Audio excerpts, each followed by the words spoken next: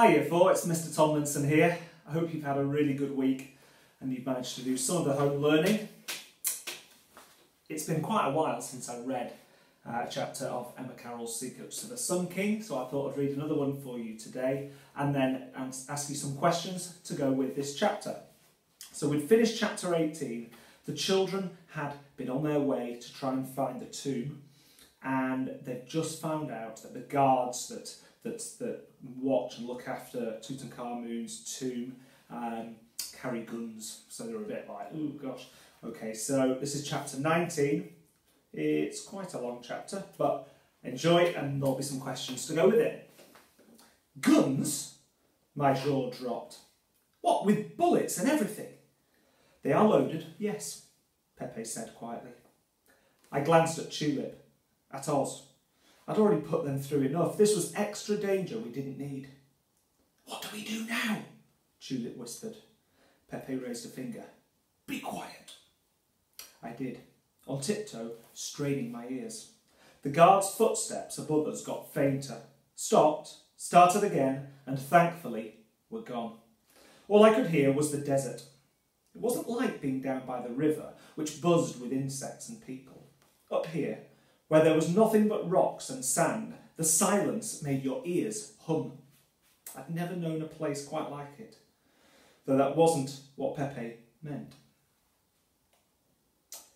About 200 feet below us, lights appeared once more. I was relieved to see how close we were now to the official tomb of Tutankhamun.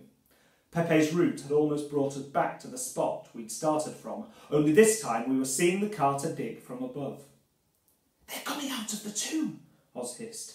Are they carrying any loot? I can't see anything obvious. It's not theirs to take, Pepe reminded us. Death shall come on swift wings, Tulip murmured. Yet none of the group looked remotely spooked or worried.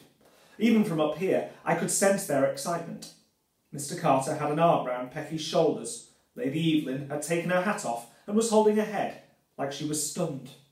When the group finally mounted their donkeys and tottered away across the sand, I took a long, slow breath. Now it was our turn. What about the guard? Oz was worried. He's still out there somewhere. There might be more than one, you know. I glanced at Tulip, who was crouched low on her camel, shivering. We'll have to risk it. A few minutes later, we arrived at the very top of the cliff. There was no sign of anyone else up here. It was more bare rock, more sand. What we now had to do was find which way was east. By my reckoning, it had to be at least 2 or 3 o'clock in the morning, if not later. Mrs. Mendoza would be back from a cocktail party. If she was anything like my mum, she'd be fretting herself silly about where we'd gone. But it was best not to think about that now. To find east, Oz told me, you look at the stars. The trouble was, there were so many.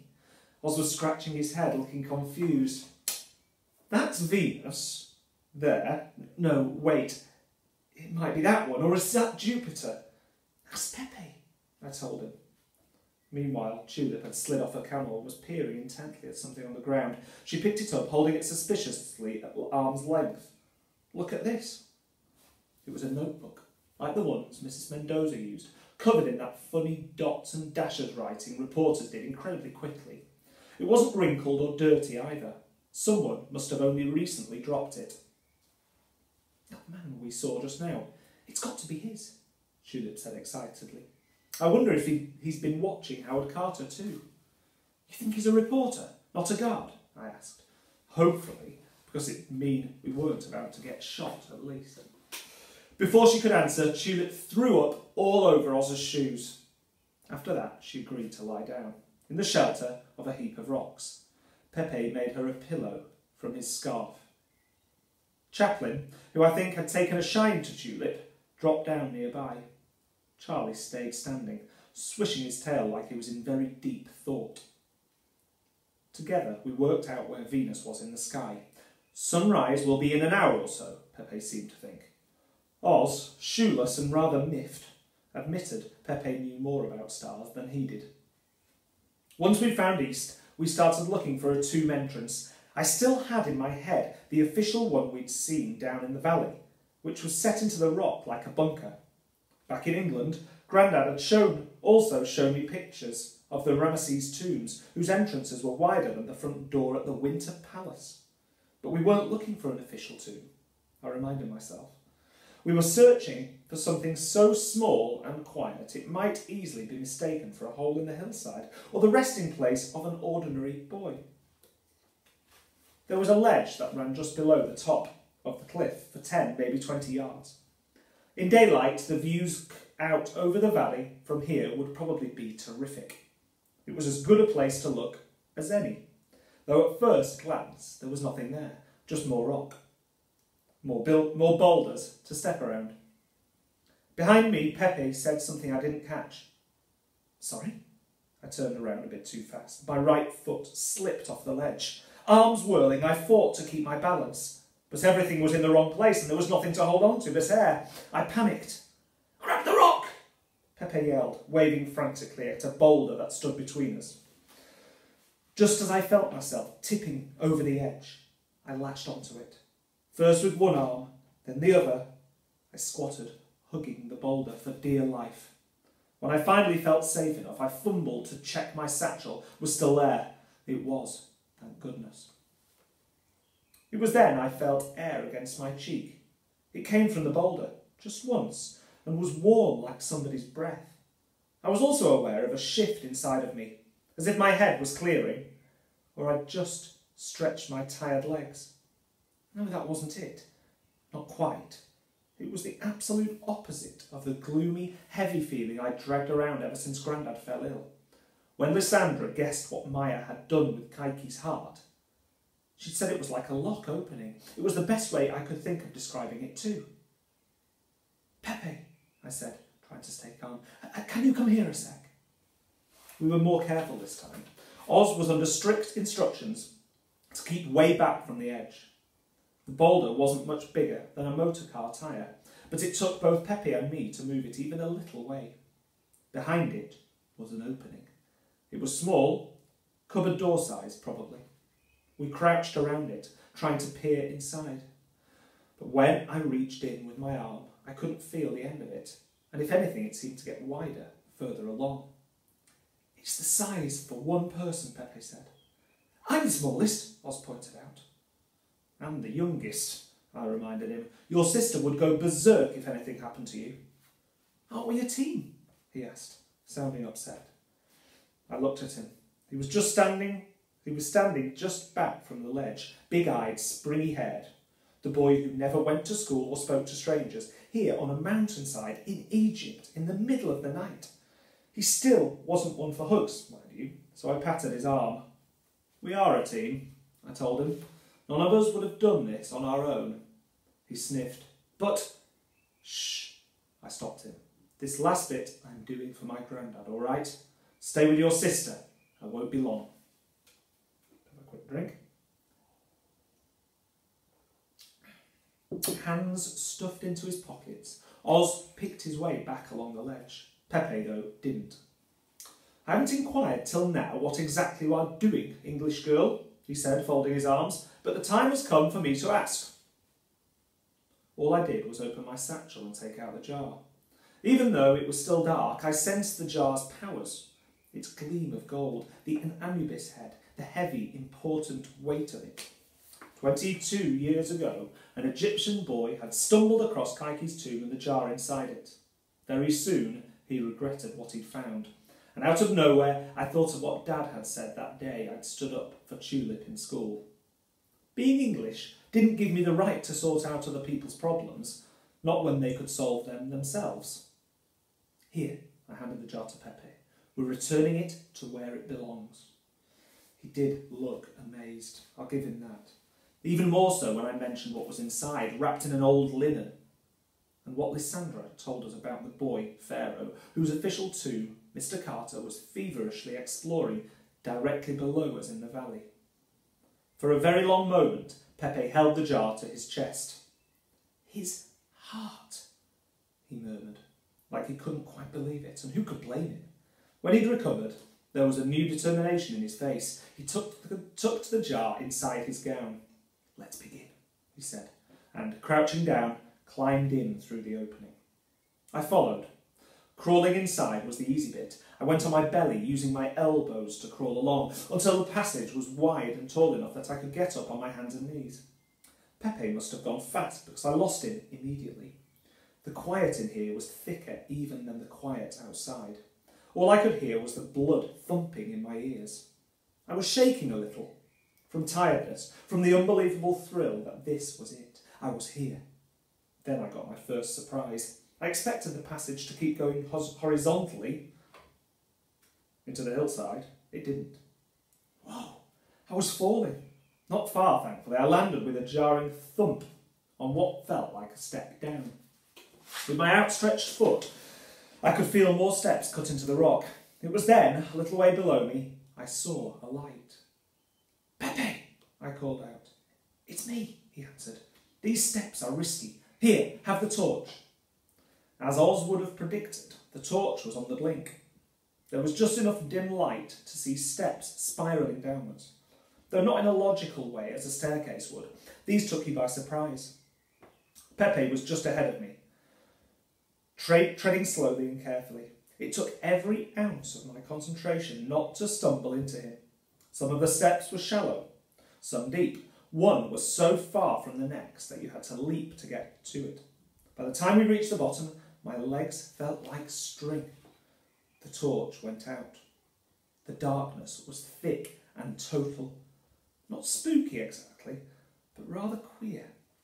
The air felt thick and stuffy, the walls a bit too close on all sides. "We're burying the jar, here," Pepe whispered, sounding unsure. Doubts, as doubts do, chose their moment. And suddenly my head was full of them. What if this wasn't the right place? Was I too late? Had Grandad already died? Was Tulip about to? Were the bad omens going to come true? Tulip would have told me to pull myself together. Mum would have reminded me I had Grandad's spirit. And Dad, well, he'd have said our hard work had paid off. My brain, for once, listened. "Yes," I said, "this is the place." A rustle of cloth as Pepe dug into his pocket. I sensed he now held the jar in his hands. When it started giving off a low, golden light, I thought it was just me imagining it, and maybe I was, yet the glow got stronger. Not quite a torch beam. This was softer, more warming. It lit up Pepe's face. He said something in a language I didn't know. As the light grew stronger, we could see we were in a little chamber. The floor was sandy, the walls curved on all sides. Not bare rock, but decorated faintly with little figures and flowers. Open-mouthed, I turned slowly to take it all in. With a little bit of light, the tomb was beautiful. In front of us was an arch that led to another chamber. Above it was a picture of a person in white robes sitting on a throne. On his head, the familiar tulip-shaped hat. The skin on his face blue. He was Osiris, god of the underworld, who Grandad once told me was killed by someone in his own family, who wanted to take his throne. How fitting to find his picture here, in Kaiki's tomb. There were other pictures, jackals, owls, cobras. To be truthful, I'd seen fancier ancient art back home in the British Museum, yet I'd never felt like this just from looking at it.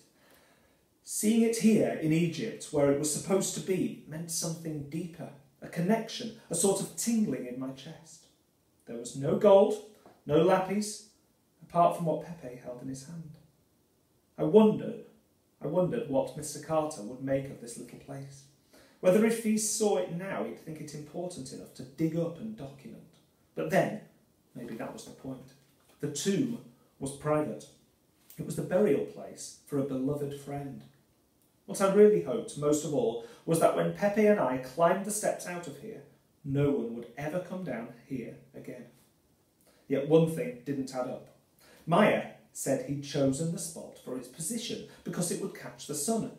I couldn't think how any sun would ever get in here. What caught my eye now was the arch below the Osiris drawing. Looking closer, I saw it wasn't a separate chamber at all, but two stone shelves running vertically into the rock. On each was a shape wrapped and wrapped again in cloth. My throat tightened as I moved closer. The light from the jar was growing even brighter. As Pepe angled it towards the shelves, I could see what, in fact, was the top of a head. The shape of the body, the shoulders, the waist, the place where the feet would be, was just about visible under the fabric. Another mummified body lay on the shelf below. They were Lysandra and Maya. I felt sure of it. Are there people buried here? Pepe asked in a hushed voice. Yes, they were all friends. I started to cry. I'd expected the tomb to be just for Kaiki's heart, but how stupid of me. Without a decent family, his friends were his heart. I knew how he felt. Not that my family weren't decent, but friends can be just as important. And tears aren't always sad either. Sometimes, like now for instance, they could be a tangle of all sorts of feelings. Very gently, Pepe put the jar on the top shelf. This mummy was the slightly bigger of the two, so I guessed it was Maya. The jar seemed to agree, if jars can do that.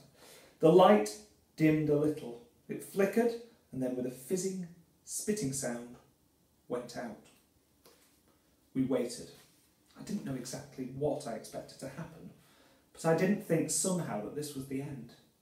The dark pressed in again, but only for a moment. I blinked, stunned as the whole chamber filled to the brim with light. This time it came from above, from the sky. Maya's measurements had been absolutely spot on. The first beams of the sunrise poured into the cave. It hit the far wall where the bodies lay. For a minute, or maybe for always, the three friends were together in the sun. Okay, that's the end of chapter 19. I don't know about you, but I found that quite a moving chapter. It's amazing to think how far the characters have come and what an amazing thing that they have done. It is a fictional story, but it's full of truth and it's full of emotions that I thought was really amazing, especially in that chapter. Okay, so we've got, I think there's 3 more chapters to go, and then we'll be finished. It might be 4 actually. But I'm going to read some questions for you now about that chapter. Okay. I think there's 9 this week. Don't ask me why, but there are 9. This is number 1. How can silence make your ears hum? So at the start of the chapter, she says, my ears hummed in the silence. How do you find east? And how did they find it in the story? That was number 2. Number 3, what do they find on the floor? Number 4, how does Lil know she's found the correct place? Number 5, why won't Lil let Oz go into the tomb? Number 6, why do you think Lil chose to give the jar to Pepe? Number 7, how could the children see inside the room? Number 8, what else was in the tomb? And number 9, how did you feel when the tomb filled with sun? Okay, I would like you to send your responses to those questions to the Year 4 email, which is on the school website. It's 4homework@newby.bradford.sch.uk. I'll read the next chapter and there'll be some more questions next week. Have a fantastic week, everyone, and I'll see you all soon. Bye for now.